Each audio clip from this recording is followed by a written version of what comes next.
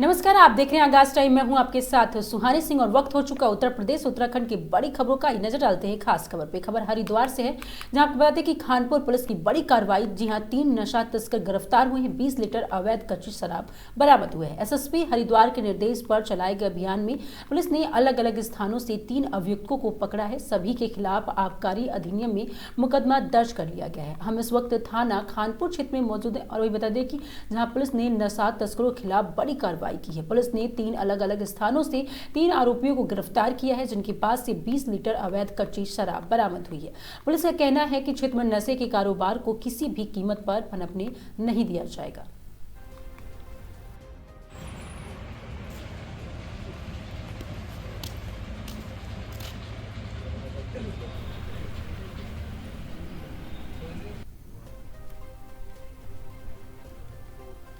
खबर हरिद्वार से, जहां पर हरिद्वार के धनौरी में भीषण सड़क हादसा, पेड़ से टकरे और कार के पर चक्के और भाजपा नेता की मौत हो गई। भाजपा ओबीसी मोर्चा के पूर्व प्रदेश और कोषाध्यक्ष अमित सैनी के मौके पर दर्दनाक मौत हुई है।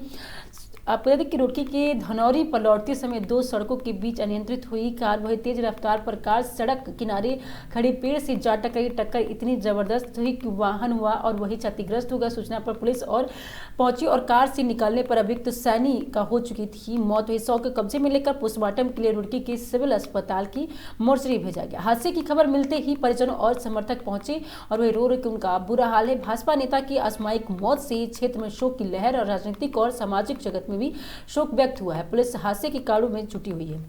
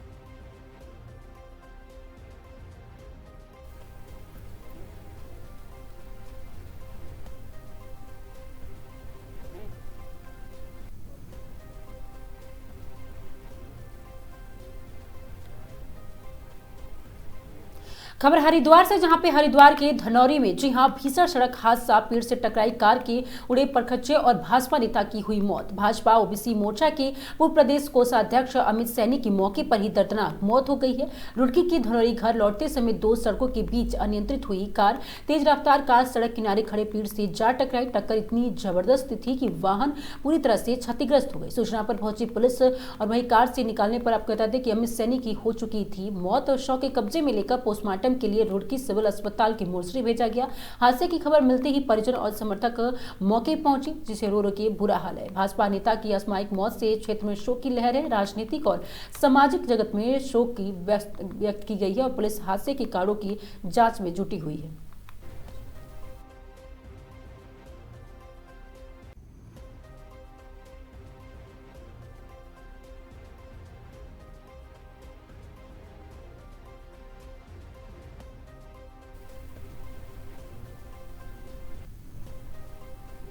खबर ऋषिकेश से, जहां पर ऋषिकेश के नगर निगम क्षेत्र अंतर्गत 12 वार्ड में जी हां वन विभाग की भूमि पर चल रहे विवाद को लेकर नगर निगम एक्शन में आया है और नगर निगम ने 3 जनवरी को बोर्ड बैठक बुलाकर इस संबंध में कई अहम प्रस्ताव पारित करने का निर्णय लिया है। प्रस्ताव पारित कर शासन को भेजे जाएंगे और जिससे वन भूमि पर काबिज लोगों की राहत मिल सकेंगे। फिलहाल 5 जनवरी को वन विभाग की सर्वे रिपोर्ट सुप्रीम कोर्ट को दाखिल होनी है, जिस पर सबकी नजर बनी हुई है। आज इस संबंध में महापौर शंभू पासवान और नगर आयुक्त गोपाल राम बेनवाल ने प्रेस कॉन्फ्रेंस की। उन्होंने उन्होंने बताया कि नगर निगम सुप्रीम कोर्ट के आदेश को लेकर गंभीर है। वन विभाग की भूमि पर काबिज लोगों को किसी प्रकार की परेशानी ना हो, इसके लिए व्यवस्थाएं बनाई जा रही है। सरकार इसमें पार्टी बनी हुई है और कोर्ट में पैरवी के लिए व्यवस्था भी कर रही है। जरूरत पड़ने पर नगर निगम की पार्टी बन इन क्षेत्रों में दी जा रही है और सुविधाएं से संबंधित दस्तावेज सुप्रीम कोर्ट में पेश करेगा। नगर निगम का कहना है कि सुप्रीम कोर्ट के आदेश के बाद वन भूमि पर काबिज लोगों को दी जाने वाली सुविधाओं के लिए चल रहे विकास कार्यों पर भी असर पड़ रहा है, इसीलिए यह विषय और ज्यादा गंभीर है। मेयर ने लोगों के मामले से भ्रामक खबरों की दूरी बनाने की भी अपील की है।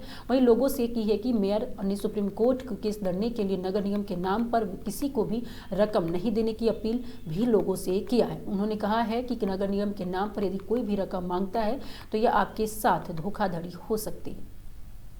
नीचे ये 2866 एकड़ भूमि कब्जा कर लिया लोगों ने, तो सरकार को ही तो कह रहा है, वन विभाग को तो कह रहा है। तो जब इतना बड़ा आरोप लग रहा है, पर हो क्या रहा है, इस दर्द में लोगों को वो बात जल्दी समझ में आ रहा है जो उनको पक्ष में बोल दे रहे हैं। ये जो आज प्रेस वार्ता इस पे रखा गया था, हमारे यहाँ जो है 12 वार्ड जो है ग्रामीण का है और वहाँ पे लोगों में एक जो हताशा है, निराशाजनक जो बात आ रहा है, तो हम सब जो है आज इसलिए प्रेस वार्ता के रखे हैं कि हम सब आपको बताएं, आप सबके चैनलों के माध्यम से लोगों को पता चले, क्योंकि नगर निगम भी चिंतित है, हम लोग भी चिंतित है कि जो लोग वहाँ रह रहे हैं, जो हमारे पे 12 वार्ड है और वहाँ जो लोग रहे हैं उनको कहीं ना कहीं जो है एक निराशाजनक आज जो ये सब बात चल रहा है, वो जो वन क्षेत्र के जो जमीन है उसमें ये जो चल रहा है, तो इसलिए जो है हम लोग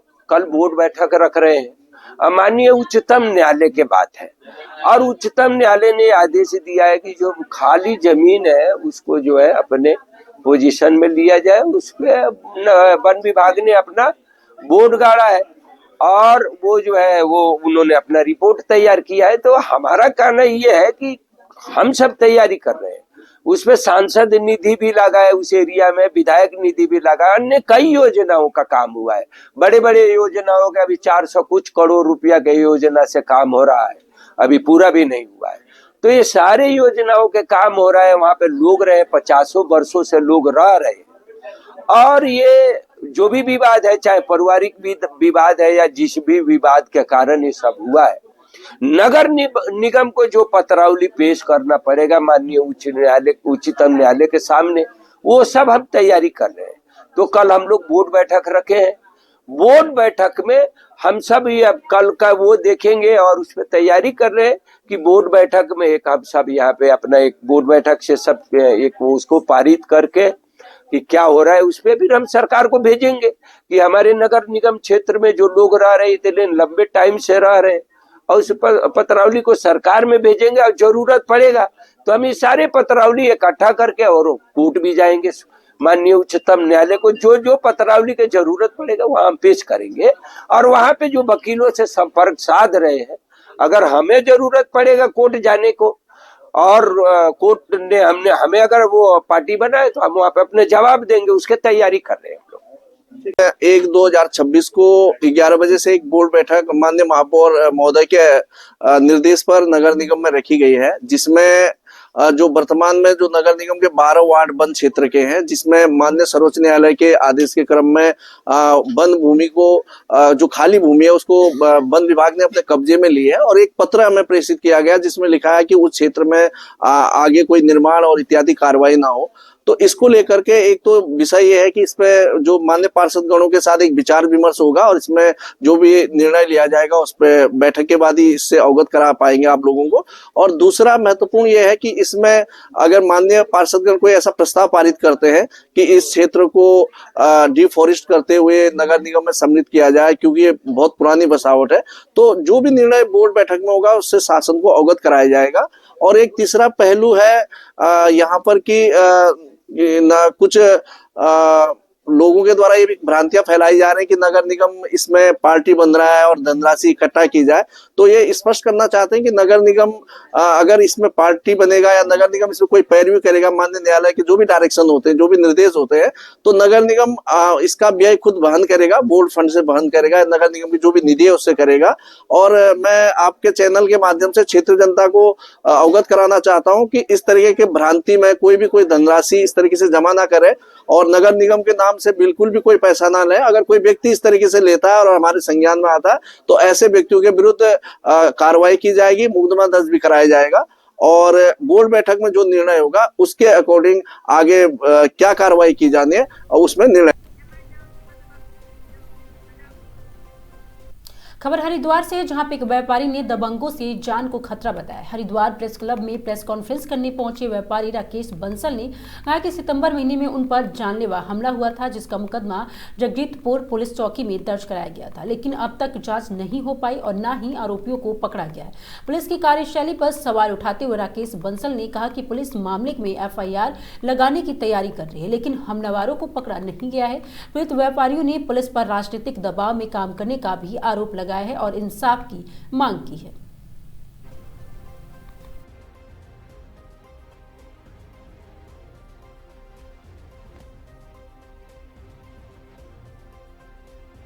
छब्बीस सितंबर को जो हमला हुआ था उसमें सुधांशु कौशिक जी आयु हैं, तो अभी तक हमारे उस प्रकरण में कोई भी जांच सही ढंग से नहीं की गई है। जब मैं बात करता हूं तो उनका कहना ये है कि हम झूठी रिपोर्ट नहीं लिख सकते हैं और हमारे पास उसका कोई संबंध नहीं, मैं FIR लगा रहा हूँ।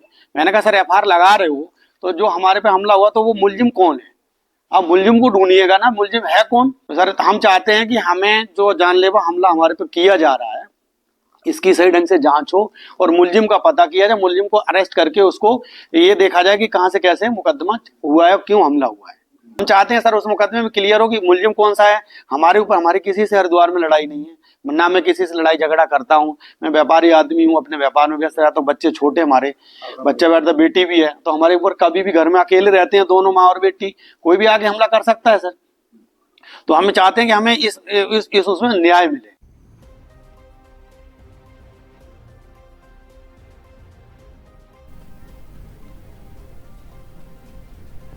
खबर लखनऊ से, जहां पे इंडियन रेड क्रॉस सोसाइटी द्वारा स्वास्थ्य उपकरण का वितरण हुआ। जी हां, लखनऊ के 3 प्रमुख अस्पतालों में चिकित्सीय उपकरण वितरण हुआ। उप मुख्यमंत्री ब्रजेश पाठक ने सिविल अस्पताल में व्हीलचेयर, स्ट्रेचर और की ऑक्सीमीटर किया वितरित। वहीं सिविल अस्पताल, बलरामपुर अस्पताल और लोकबंधु अस्पताल में दी गई सहायता। इन संसाधनों से मरीजों और उनके परिजनों को बेहतर सुविधा मिलेगी। सरकार का लक्ष्य प्रदेश के सभी अस्पतालों में बेहतर और सुलभ इलाज सुनिश्चित करना है।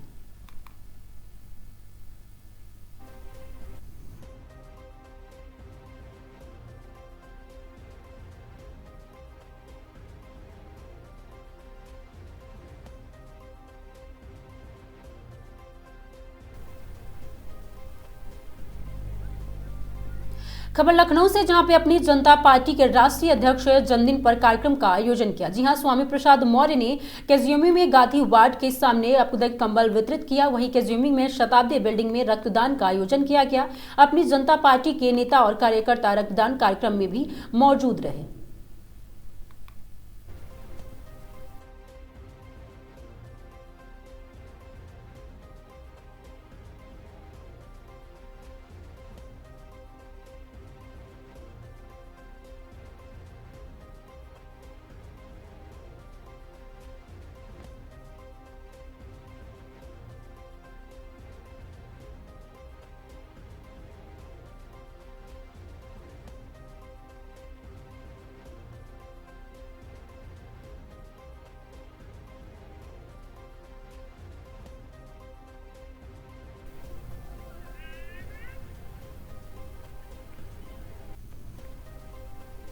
खबर लखनऊ से, जहां पे रेलवे लाइन किनारे अवैध रूप से रह रहे रोहिंग्या बांग्लादेशी बस्ती पर चला बुलडोजर। जी हां, बता कि निराला नगर और डालीगंज इलाके में हुई कार्रवाई। अवैध झुग्गी झोपड़ी पर बुलडोजर की कार्रवाई हुई है। भारी संख्या में पुलिस फोर्स की मौजूदगी में हुई ये कार्रवाई।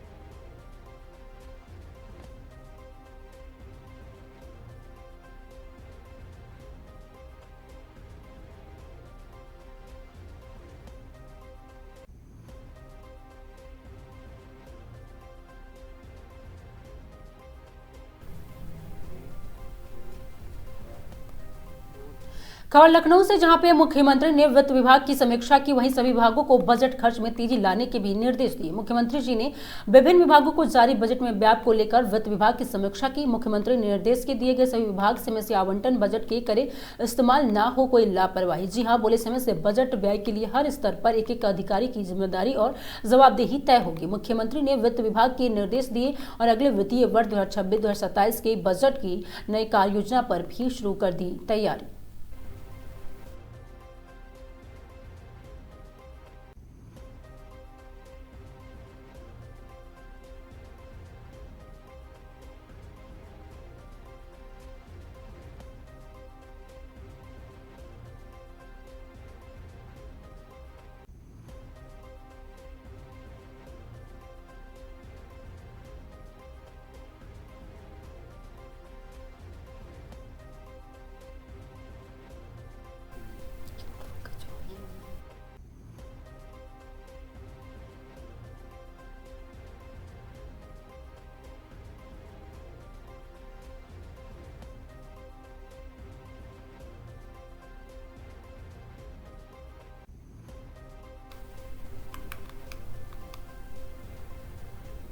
खबर लखनऊ से, जहां पे मुख्यमंत्री ने वित्त विभाग की समीक्षा की, सभी विभागों को बजट खर्च में तेजी लाने के भी निर्देश दिए। मुख्यमंत्री ने विभिन्न विभागों को जारी बजट व्यय को लेकर वित्त विभाग की समीक्षा की। वहीं मुख्यमंत्री ने निर्देश दिए कि सभी विभाग समय से आवंटन बजट करे और इस्तेमाल करे ना और कोई लापरवाही। बोले समय से बजट व्यय के लिए हर स्तर पर एक एक अधिकारी की जिम्मेदारी और जवाबदेही तय हो।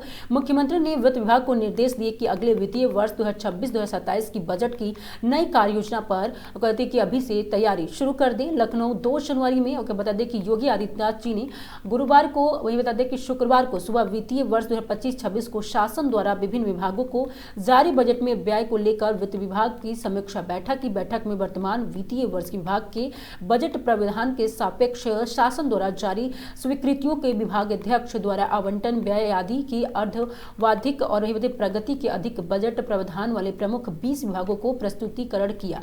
जिन विभागों में बजट व्यय में प्रगति धीमी और वो तेजी में लाए और हर अधिकारी की तय हो जिम्मेदारी। मुख्यमंत्री योगी आदित्यनाथ ने प्रमुख 20 विभागों के प्रस्तुतिकरण की समीक्षा की और इस दौरान मुख्यमंत्री ने सभी प्रमुख विभाग को उच्च अधिकारियों को निर्देश दिए कि सभी विभाग समय से आवंटन बजट का इस्तेमाल करें ताकि परियोजनाएं और योजनाएं समय से पूरी हो सकी, प्रदेशवासियों को इन योजनाओं का लाभ उठा सके। मुख्यमंत्री ने कहा कि बजट को समय से खर्च करने के लिए अधिकारी निर्णय लेने का अपने सामर्थ्य विकसित करें। उन्होंने कहा कि जिन विभागों में बजट व्यय की प्रगति धीमी है वह इसमें तेजी लाएं, साथ ही बजट को सही समय से खर्च करने के लिए हर स्तर पर एक एक अधिकारी का जिम्मेदारी और जवाबदेही तय हो। इसमें किसी भी प्रकार की लापरवाही बर्दाश्त नहीं की जाएगी।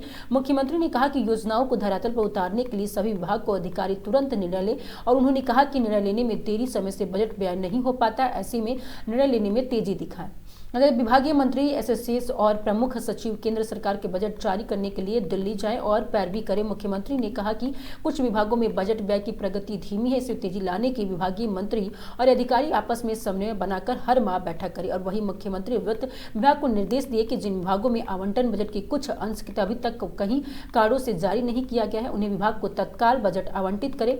उन्हें सभी प्रमुख 20 विभागों को अधिकारियों को निर्देश दिए कि जिन विभागों में विभिन्न योजनाओं के लिए केंद्र सरकार के बजट जारी किया जाता है इसके लिए विभाग के मंत्री और अपर मुख्य सचिव और प्रमुख सचिव दिल्ली जाकर केंद्र सरकार के बजट जारी करने के लिए पैरवी करें। इसके साथ ही केंद्र सरकार को पत्र लिखे और फोन से आपको देखिए फॉलो अप करें और इसको लेकर मुख्य सचिव भी इनिशिएटिव वाले।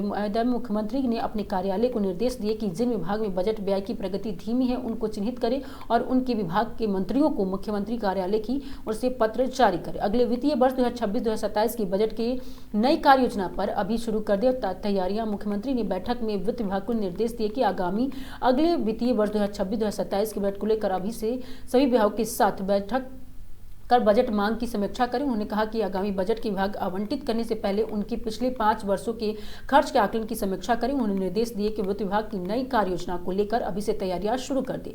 वहीं केंद्र सरकार से आगामी बजट आवंटन को लेकर बेहतर समन्वय बनाए ताकि समय से केंद्र सरकार से बजट मिल सके।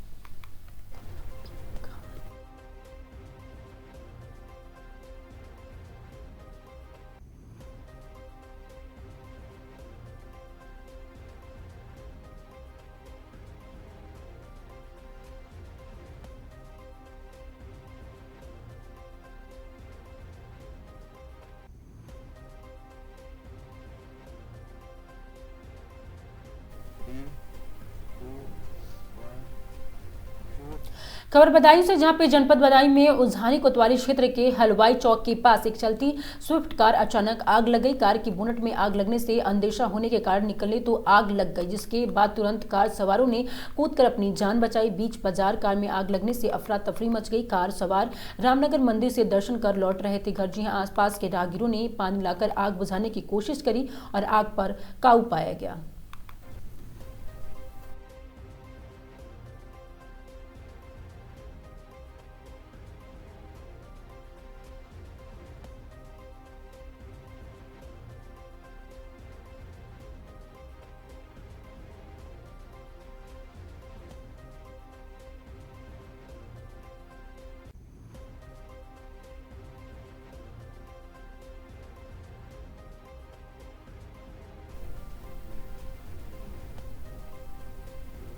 खबर सोनभद्र से, जहां पे 10 लाख की टप्पेबाजी करने वाले अभियुक्तों को साथ पुलिस ने हुई मुठभेड़। जी हां, पुलिस ने 2 आरोपी अवैधिक की सुब्रमण्यम विकेट स्वाबी और बाला मुर्गन को पैरों में मारी गोली और एक अन्य अभियुक्त राम मौके से हुआ गिरफ्तार। जी हां, बीती 26 दिसंबर को रॉबर्ट्सगंज कस्बे में क्रेटा वाहन में रखे 10 लाख रुपए को अभियुक्तों ने की थी चोरी और टप्पेबाजी। मामले में एक महिला और 2 नाबालिग अभियुक्तों को पुलिस पहले ही कर चुकी है गिरफ्तार। रामू के पास से 1,35,000 बरामद। वही पूछताछ में 8,45,000 रुपए अपने SBI खाते में जमा करने की बात बताई है। मुठभेड़ में गिरफ्तार 3 अभियुक्त कदे की चिन्ननपल्ली तमिलनाडु की निवासी, वही रॉबर्ट्सगंज कोतवाली क्षेत्र में चुर्क स्टेशन के पास हुई ये घटना।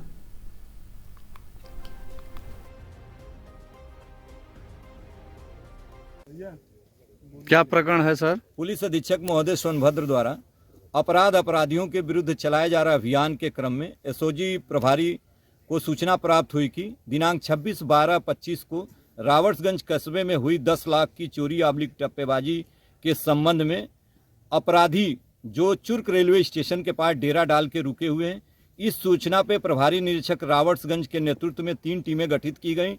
जब टीमों ने चुर्क रेलवे स्टेशन के पास घेराबंदी की, उसमें अपराधियों ने फायरिंग शुरू कर दी, जिसमें से पुलिस ने अब हिकमत अमली से बचते हुए फायरिंग की, जिसमें सुब्रमण्यम वेंकट स्वामी के पैर में गोली लगी है तथा बाला मुर्गन के पैर में गोली लगी है। एक अपराधी रामू मौके से गिरफ्तार हुआ है, जिसने पूछताछ में बताया कि हम लोग त्रिचनापल्ली तमिलनाडु के रहने वाले हैं। हम लोग घूम घूम के गाड़ियों में चोरी की घटनाओं को अंजाम देते हैं। रामू के पास से 1,35,000 रुपया बरामद हुआ है। पूछताछ में रामू ने बताया है कि हमने 8,45,000 रुपया अपने स्टेट बैंक के खाते में डाल रखा है। इस संबंध में स्टेट बैंक से पत्र व्यवहार किया जाएगा। मौके पर लॉ एंड ऑर्डर की स्थिति सामान्य है। दोनों गोली लगे अपराधियों को मेडिकल कॉलेज रवाना कर दिया गया है।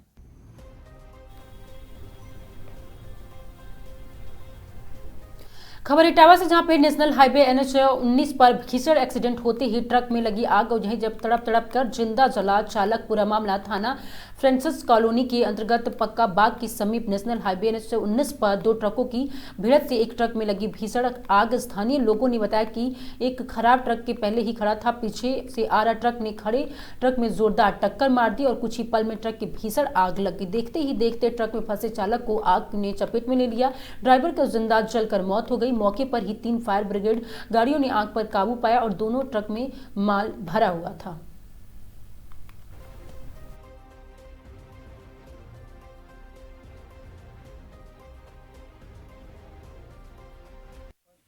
क्या कुछ जानकारी मिली थी?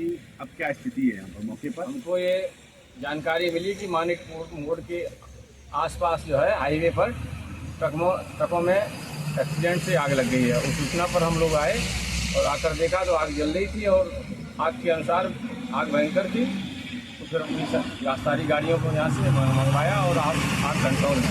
कितनी गाड़ियाँ बुलानी पड़ी? कितनी गाड़ियाँ बुलानी पड़ी? गाड़ियाँ हमारी 3 मौके पर गाड़ियाँ होंगी। अच्छा, क्या उसमें कोई ट्रक में जो आग लगी उसमें कोई व्यक्ति? हाँ, इसमें ड्राइवर जो है वो जल गया है जिंदा। क्या स्थिति है, मतलब बचा है या जिंदा है? वो अब जल चुका है पूरा। ट्रकों में क्या लदा हुआ था और कैसे घटना दिख रही है? एक ट्रक में नमक लदा हुआ है और खड़ा हुआ था खराब स्थिति में, और पीछे से जिसमें जिप्सम लदी थी तो वो आकर उसमें एक्सीडेंट हो गया। ये ट्रक पहले से खराब खड़ा था। हाँ, खराब बताया जा रहा है। ट्रक ये खराब खड़ा हुआ था शाम से और पीछे से आ रहा था ट्रक, उसी में एक्सीडेंट हो गया और उसमें आग लग गई। मृतक की क्या अब तक कोई पहचान हो पाई है? अब बताया जाता है, लवली नाम बताया जा रहा है। अब जो पीछे ट्रक वाला था वो जो पूरा विवरण मिलेगा तभी जानकारी होगी। अब क्या नाम है आपका? जगजीत सिंह। जगजीत जी, क्या हादसा हुआ है यहाँ हाईवे पे? ये गाड़ी वो आगे आ रही थी, उसने ब्रेक मारी आगे हमारी गाड़ी तो पीछे आ रही थी, वो खड़ी है। तो कहाँ से कहाँ जा रही थी आपकी ये गाड़ी? गाड़ी आई है इलाहाबाद से बनारस जा रही थी, इसमें जिप्सम भर रही मिट्टी सीमेंट फैक्ट्री की। कौन लेके जा रहा था चालक? जगसीर सिंह। कहाँ के रहने वाले हैं? सिरसा की। गांव कौन सा है इनका? सिरसा अंदरी कॉलोनी में पड़ा, सिरसा शहर में। तो क्या हालत है अभी वर्तमान में? हाँ, तो यही पूरा हाल है, इसका पता ही नहीं चला। क्या गाड़ी टक्कर होने के बाद क्या उसमें आग लगी थी? एक सेकंड नहीं लगा, उसी टाइम आग लगी थी। तो जिंदा जल गए? बिल्कुल जिंदा, बिल्कुल जल गए। हाँ जी, हाँ।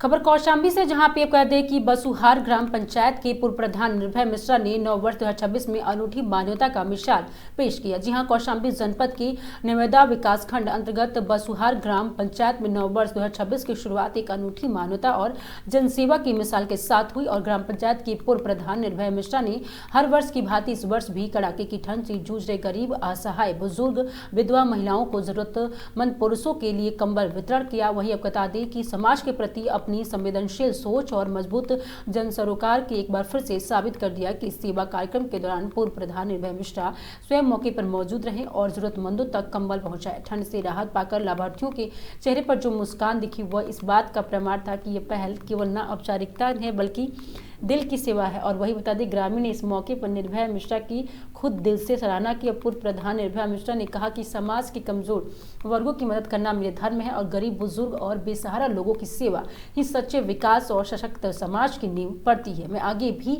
बिना किसी भेदभाव के जरूरतमंदों की सहायता करता रहूंगा। गौरतलब है कि निर्भया मिश्रा द्वारा किए जाने वाला यह सामाजिक कार्य कई वर्षों से लगातार चल रहा है, जो अब बसुहार ग्राम में पंचायत में जनसेवा की एक मजबूत परंपरा बन चुका है। ग्रामीणों का कहना है कि निर्भया मिश्रा ऐसे जनता है जो जन नेता हैं, जो पद से हटने के बाद भी जनता के सुख दुखों में हमेशा सबसे आगे खड़े नजर आते हैं। नव वर्ष के मौके पर की गई यह पहल न सिर्फ ठंड से बचाव का माध्यम बनी बल्कि समाज को यह संदेश भी जाता है कि राजनीतिक और असली उद्देश्य सेवा और संवेदना है। क्षेत्र में इस कार्यक्रम की चर्चा जोरों पर है और लोग इसे पूर्व प्रधान निर्भया मिश्रा की सराहनीय और अनुकरणीय पहल बता रहे हैं। बसुहार ग्राम में पंचायत के पूर्व प्रधान निर्भया मिश्रा की बड़ी पहल साबित करती है कि सच्चा जन नेता वही होता है जो हर मौसम में जनता के साथ खड़ा रहता है।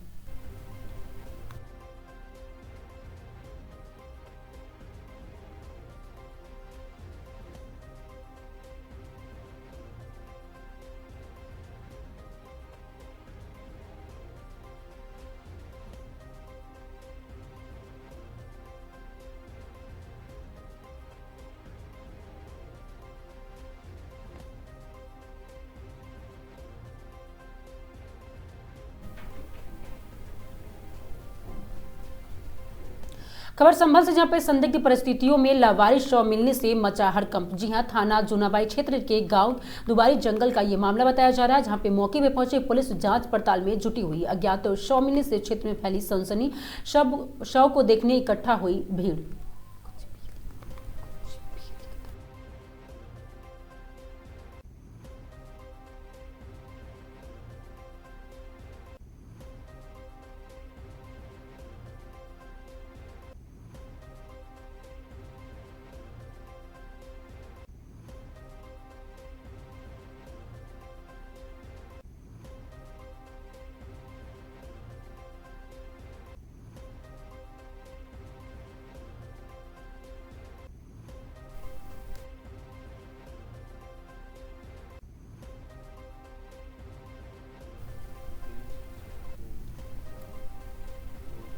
खबर सोनभद्र से, जहां पे घाघर नदी में अज्ञात व्यक्ति का मिला शव, मचा हड़कंप। जी हां, घटना की सूचना मिलते ही मौके पर जमा हुई भारी भीड़। स्थानीय लोगों ने जताई हत्या की आशंका। लोगों ने शव की शिनाख्त करने की किया प्रयास, लेकिन मृतक की नहीं हो सकी है पहचान। घटना की सूचना पर पहुंचे पुलिस ने शव को कब्जे में लेकर आगे की जांच शुरू कर दी है। रावर्सगंज कोतवाली क्षेत्र के अमौली गाँव के पास की पूरी घटना बताई जा रही है।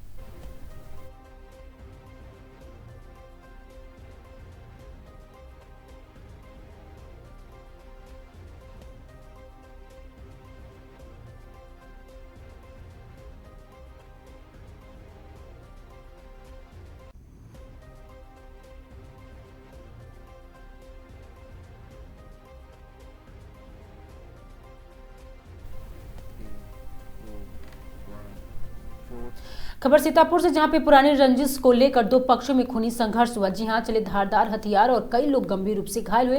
पुलिस ने घायलों को सीएचसी बिस्वा में कराया भर्ती। घायलों का कराया गया चिकित्सीय प्रशिक्षण। और वही बता दें कि पीड़ितों ने कोतवाली बिस्वा में दी तहरीर, एफआईआर दर्ज कर सख्त कार्रवाई करने की मांग की है।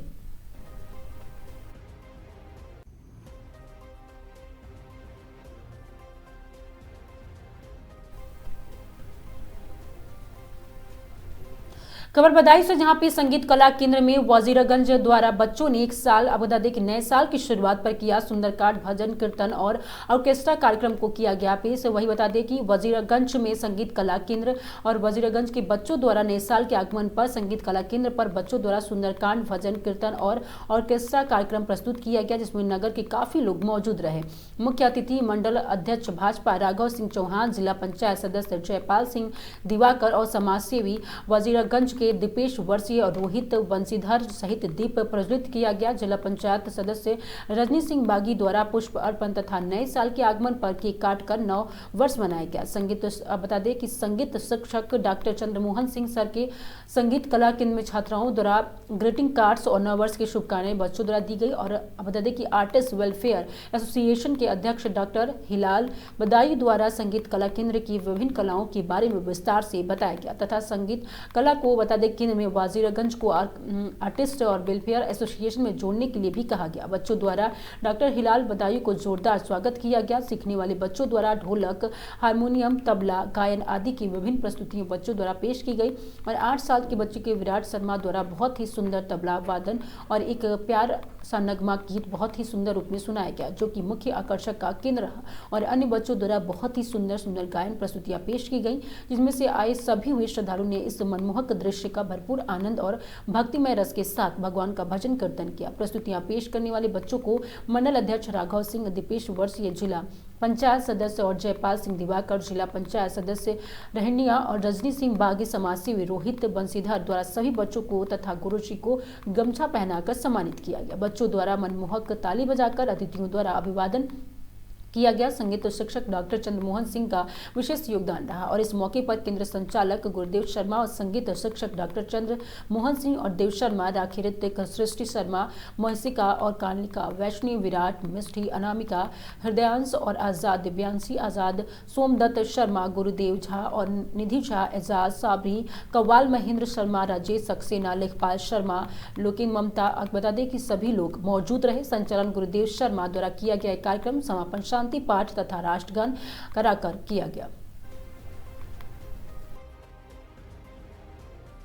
पहचान है राघव जी मंडल अध्यक्ष, दीगर जो भी हमारे अतिथिगण हैं, सोमेश शर्मा जी, दुर्गेश झा जी, चिराग शर्मा जी, अन्य उपस्थित अंकल जी, गुरुदेव शर्मा जी के पापा जी गुरुदेव शर्मा, डॉक्टर चंद्रमोहन जी और समस्त जो प्रतिभागी हैं हमारे, ये वाकई दिवेश जी ने जो चंद लफ्जों में कहा बड़ी अच्छी बात है। इस संगीत कला केंद्र हमारे डॉक्टर चंद्रमोहन जी के जरिए से जो हमारा वातावरण मिला है हमारे क्षेत्र के लिए, हमारे कस्बे के लिए, वो वाकई हमारे लिए सौभाग्य की बात है। और इसका जो माध्यम बने हैं गुरुदेव शर्मा, उन्हें भी मैं मुबारकबाद पेश करता हूँ। खबर लखनऊ से, जहां पे लखनऊ के विधानसभा बख्शी का तालाब की विधायक योगेश शुक्ला का जन्मदिन पार्टी के कार्यकर्ताओं द्वारा बड़ी धूमधाम से मनाया गया। उत्तर प्रदेश के मुख्यमंत्री से लेकर दोनों डिप्टी सीएम, केंद्रीय मंत्री तक सोशल मीडिया के माध्यम से बधाई संदेश दिया। गुरुवार को बीकेटी पहुंचे विधायक के जगह जगह व्यापारियों ने पुष्प वर्षा कर स्वागत किया। चंद्रिका देवी रोड स्थित श्रीपति लॉन में भाजपा नेता संजय सिंह ने अनुज सिंह द्वारा आयोजित कार्यक्रम में जिला अध्यक्ष विजय मौर्य और एमएलसी पवन सिंह चौहान सहित लखनऊ जिले के पदाधिकारी और हजारों की संख्या में स्थानीय लोग पहुंचे। बता दें कि मदारीपुर के सक्रिय कार्यकर्ताओं धीरेन्द्र प्रताप सिंह द्वारा कम्बल वितरण किया गया। और वही बता दें कि टौजा के नगर पंचायत अध्यक्ष अवधेश अवस्थी द्वारा नगर पंचायत कार्यालय में विशेष भोज का आयोजन किया गया। बता दें कि उसराना के प्रधान सुनीत सिंह द्वारा कम्बल वितरण का तहरीर भोज का आयोजन किया गया, जिसमें सैकड़ों बुजुर्ग महिलाओं और ग्रामीणों को कम्बल वितरित किए गए। विधायक योगेश शुक्ला ने सभी का धन्यवाद किया।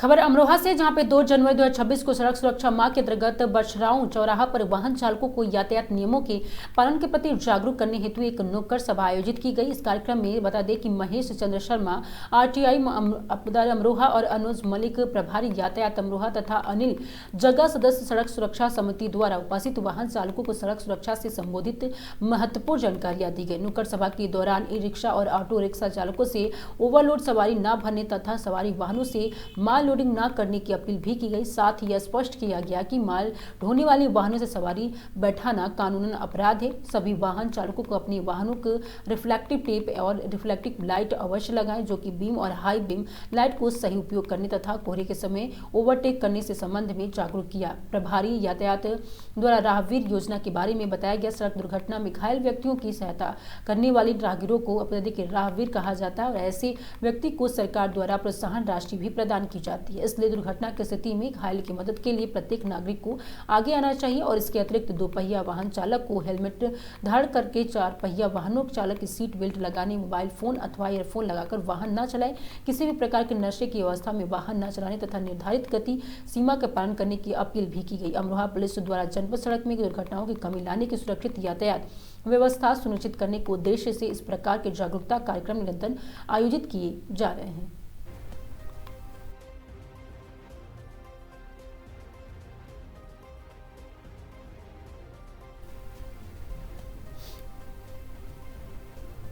खबर चंदौली से, जहां पे पीपी सेंटर में महिला की मौत के बाद हंगामा हुआ। जी हां, प्रसव पीड़ा होने के बाद 32 वर्षीय महिला पीपी सेंटर में बच्चों को दिया जन्म के उपरांत दर्द से करा रही थी। महिला की हुई मौत, मौके पर मौजूद परिजनों रो रो के हुआ बुरा हाल। मृतक महिला के छोटे छोटे 4 बच्चे अपनी मां को खोजने पे फिर नहीं मिले। वहीं मौके पर पहुंची कोतवाली पुलिस स्थिति को संभाला, जांच पड़ताल में जुटी हुई है।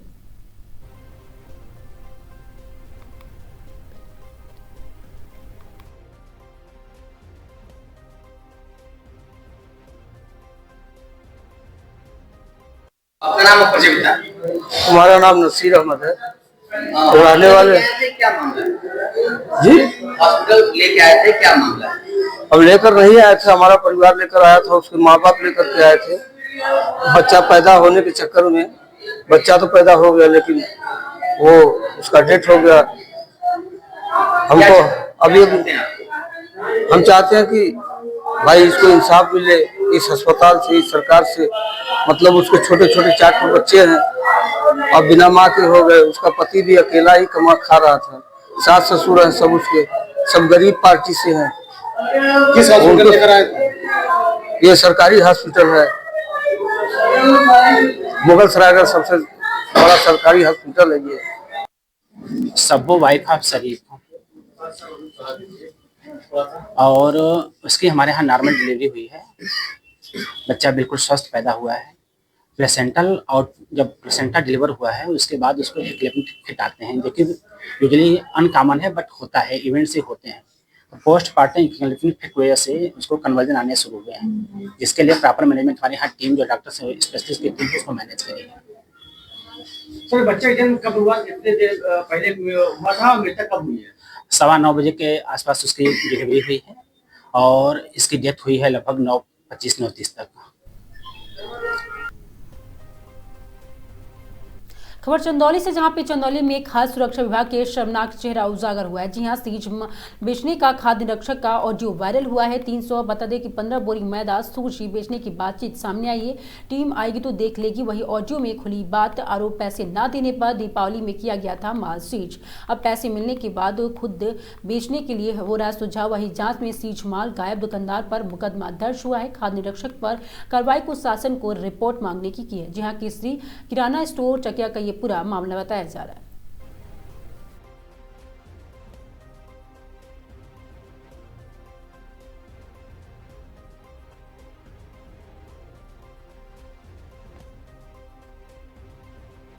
सर, एक ऑडियो वायरल हो रहा है चकिया क्षेत्र का। आपके विभाग के खाद्य निरीक्षक हैं, वह दुकानदार को बता रहे हैं कि सीजर का माल आप जब हम कहेंगे तो बदलते रहिएगा, बेचते रहिएगा, और ये भी आरोप लगा है कि पैसा नहीं देने पर सीजर की कार्रवाई की गई है। क्या मामला है इसमें? हमने चकिया में केसरी किराना स्टोर पे लगभग 215 बोरे सूजी और मैदा सीज किया था दीपावली पे।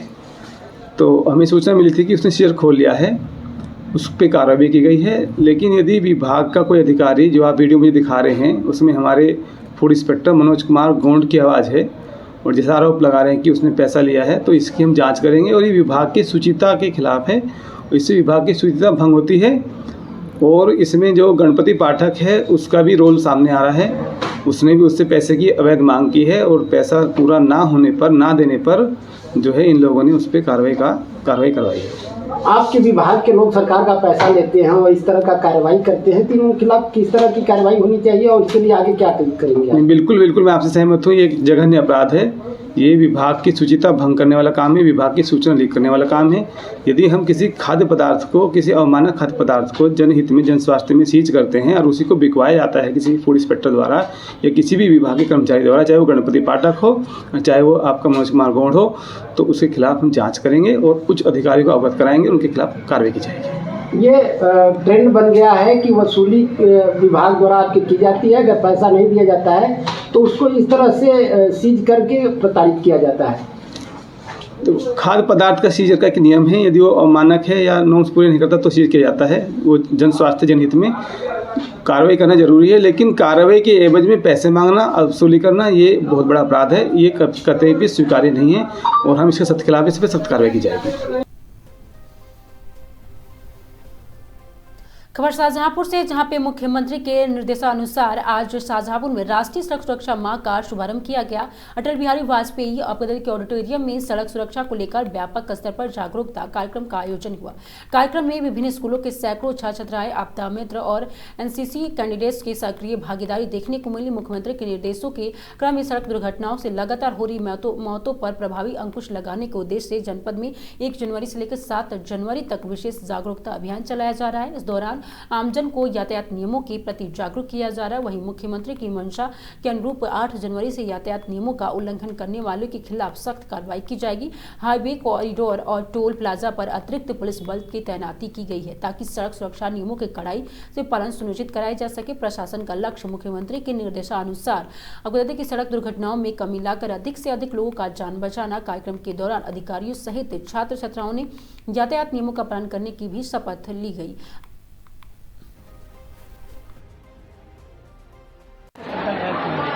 ये माननीय मुख्यमंत्री जी के निर्देशानुसार 1 जनवरी से 1 जनवरी 2026 तक सड़क सुरक्षा का अभियान चलाया जा रहा है और इस अभियान के उद्देश्य सड़क सुरक्षा से संबंधित बातों को बताना था और जो दुर्घटनाएं हो रही हैं, लोग मृतक हो रहे हैं, उनको बचाना है। उसके लिए आज हम लोगों ने एक बड़े पैमाने पर यहाँ कार्यक्रम किया जिसमें आपदा मित्र, एनसीसी से जुड़े हुए लोग, स्कूलों से जुड़े हुए जो छात्र छात्राएँ हैं, अन्य सभी लोगों को बुलाया गया और उनको इस बारे में समझाया गया और बताया गया और उनसे उम्मीद की गई कि वो लोग जाकर अपने घरों में, अपने गाँव में, अपने क्षेत्रों में इसका प्रचार प्रसार करेंगे और सभी लोगों को इसके लिए उसको सबको बताएंगे और सभी लोगों को इसमें जागरूक करेंगे। वाहन भी चलेंगे? हाँ, बिल्कुल वाहन भी चलेंगे और बहुत सारे हम लोग पोस्टर लगा रहे हैं। अभी पूरे महीने बहुत सारा अभियान चलेगा। 1 तारीख से 7 तारीख तक जागरूकता का अभियान है, लोगों को बताने का। 7 तारीख के बाद 8 तारीख से हम लोग कार्रवाइयाँ करेंगे जो लोग नहीं मानेंगे। सर, जो लगातार ठंडी बढ़ रही है और अभी ऐसी बनाई गई जो ट्रालियों पे और जो वाहनों पे जो है रिफ्लेक्टर लगा जाए। देखो ऐसा है, आप जाकर के देखो, इस हमारे जिले में जितने भी गन्ने के ट्राली या ट्रक चल रहा है सब पे पीछे लाल कपड़ा और रिफ्लेक्टर लगा हुआ है और लगातार चीनी मिलों को भी निर्देशित किया जा रहा है। इसी प्रकार से जो कोहरे से बचाव के लिए आप देखोगे तो रात में हमारे जो कॉरिडोर बनाए गए हैं, जो हाईवेज हैं, वहाँ पे पुलिस की गाड़ियाँ और उनके साथ बहुत सारे लोग जो है कंटिन्यूसली चल रहे हैं। जो टोल हैं वहाँ पे भी लोगों को लगाया गया है ताकि कोहरे में लोगों का बचाव हो सके। खबर भागलपुर से, जहां पे बिहार में जहां पे पछिया हवा बहा और ठंड में कनकनी, आम जनजीवन प्रभावित हो रहा है। दूसरी तरफ घने कोहरे की चादर से सड़क पर गाड़ी की रफ्तार धीमी हो गई है। सुबह सुबह अपने काम पर जाने वाले लोगों को घने कोहरे का सामना करना पड़ रहा है। ठंड और कोहरे से बचने और अपने स्वास्थ्य को ध्यान में रखते हुए चल रहे हैं। वहीं अपने बता दें कि ऑफिस के लिए निकले पिंटू सिंह ने कहा कि घर से निकलने के दौरान रास्ते में बहुत ही कोहरे और ठंड का सामना करना पड़ रहा है। तो गाड़ी किस तरह रफ्तार, किस तरह महसूस करते हैं ठंडा में गाड़ी चलाना? गाड़ी चलाना तो थोड़ा इम्पॉसिबल बुझा रहा है, लेकिन काम है तो लोगों को कहाँ से आते हैं आप? ये अभी हम लोग सुल्तानगंज आए हैं और अभी अब भारत में बहुत परेशानी होता है इसमें। हाँ, परेशानी तो धुंध के कारण तो परेशानी होती है। हो रही है क्योंकि कोहरा ज़्यादा है। बहुत ज़्यादा है। जो टाइम है अभी ऑफिशियल टाइम है, तो कहाँ से आ रहे थे आप? ये हमारे अमरपुर के पास डुमरिया गाँव से गए थे। पूरा कोहरा से लेके कितना परेशानी हो रहा है रास्ते में? पूरा परेशानी हो रहा है। अभी हम ऑफिस पे जा रहे हैं, जियो में काम करते हैं, जियो का टेक्नीशियन। अच्छा, सुल्तानगंज में ऑफिस है हमारा। वहाँ समरपुर से आते हैं, ये पूरा कोहराव में गाड़ी जो रफ्तार है कहीं ना कहीं लगता है ना कि ब्रेक लग गया है। हाँ, थोड़ा थोड़ा रुकते रुकते जहाँ ज़्यादा हो जाता है वहाँ पे कम होकर के चलते हैं। तो इस सुरक्षा को सेफ्टी रखते ध्यान रखते हुए। कनकनी भी भरी हुई है पूरा ठंड से। बहुत ज़्यादा।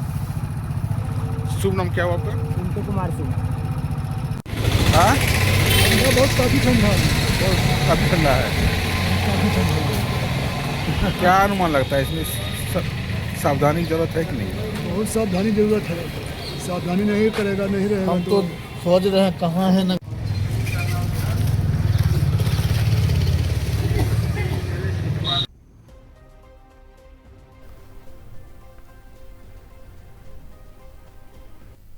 खबर रुड़की से, जहां पे गुरुकुल नारसन में राजा महेंद्र प्रताप इंटर कॉलेज में आज विधायक चैंपियनशिप का आयोजन किया गया, जिसमें मंगलौर के विधायक काजी निजामुद्दीन ने प्रतिभाग किया। और ये कार्यक्रम नारसन और विकास खंड के क्षेत्रीय युवा कल्याण अधिकारी संदीप खुनखरियाल की अगुवाई में हुआ, जिसमें नारसन ब्लॉक प्रमुख के हृदय की कोमल देवी ने भी शिरकत की। इस मौके पर मंगलौर विधानसभा के सभी क्षेत्रों के छात्राओं ने हिस्सा लिया। और वहीं मंगलौर विधायक काजी निजामुद्दीन ने कहा कि आज का दौर सभी छात्रों के लिए रीढ़ की हड्डी बन चुका है और पूरे दिल के साथ पढ़ाई के साथ साथ खेल को भी पूरा महत्व देना चाहिए।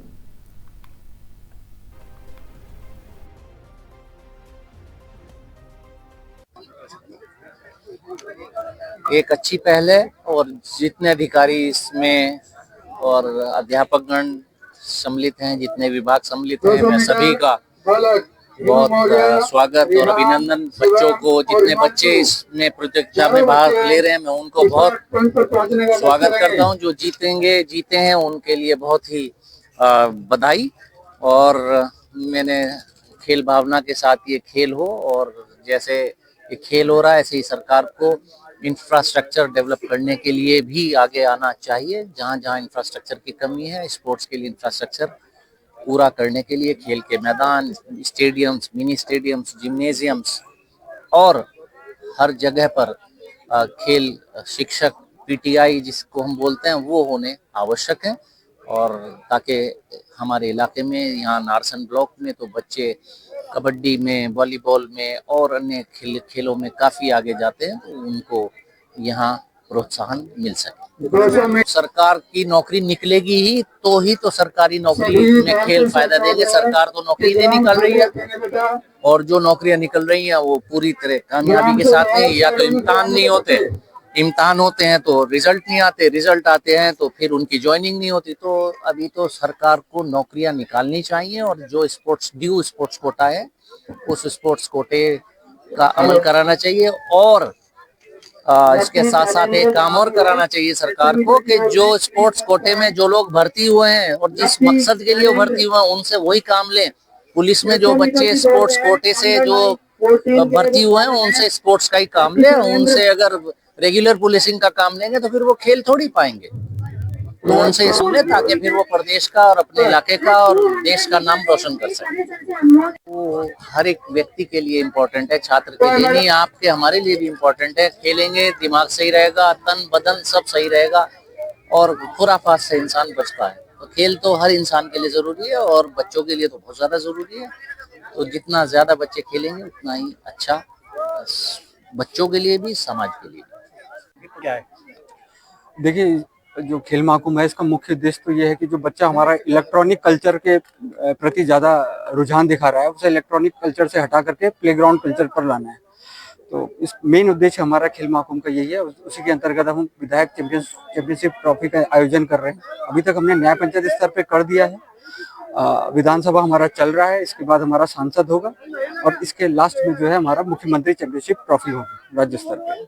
बच्चे अभी क्या है, देखिए, आज लगभग हमारे 300 बच्चों ने यहाँ पर प्रतिभाग कर रहे हैं। देखिए, और शाम तक हमें और भी चीजें क्लियर होंगे कि कितने बच्चों ने और क्लियर कितना प्रतिभाग किया।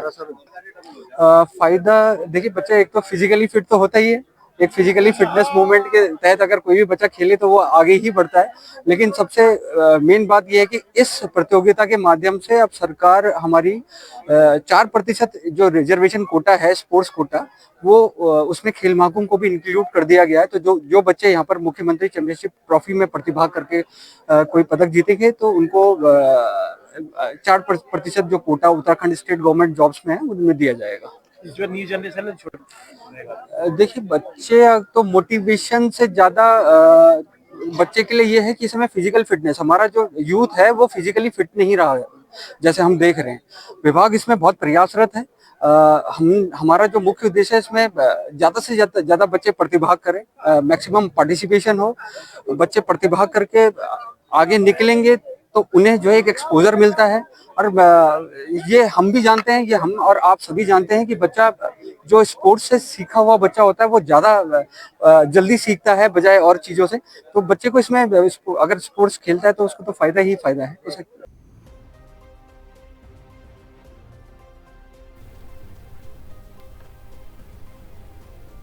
खबर रामनगर से, जहां पे एक कारबोट टाइगर रिजर्व के ढेला रेंज ने एक दर्दनाक और सनसनीखेज घटना सामने आई है। ढेला रेंज के गोयल की सावेल्द गांव के रहने वाली एक महिला को जंगल में लकड़ी लेने के दौरान टाइगर ने हमला करके मौत के घाट उतार दिया। मृतक महिला की पहचान हृदय की सुखिया देवी के रूप में हुई है। बताया जा रहा है कि सुखिया देवी रोजमर्रा की जरूरतों के लिए जंगल जाती थी और तब भी की पहले से घात लगाए बैठे टाइगर ने उन पर हमला कर दिया। महिला की मौके पर ही मौत हो गई। घटना की सूचना मिलते ही गाँव में हड़कंप मच गया। ग्रामीणों के साथ वन विभाग की टीम तुरंत मौके पहुंची और कड़ी मशक्कत के बाद महिला का शव को जंगल से बाहर निकाला गया।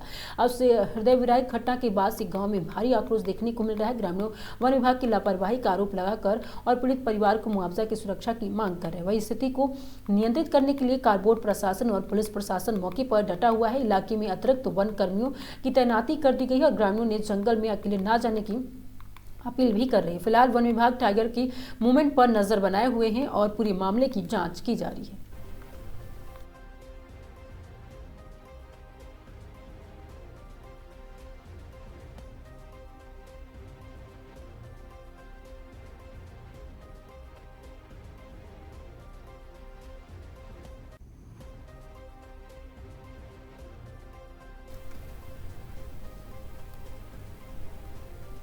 उत्तर प्रदेश उत्तराखंड की खबरों में आज के लिए सिर्फ इतने। देखते रहिए आगाज टाइम।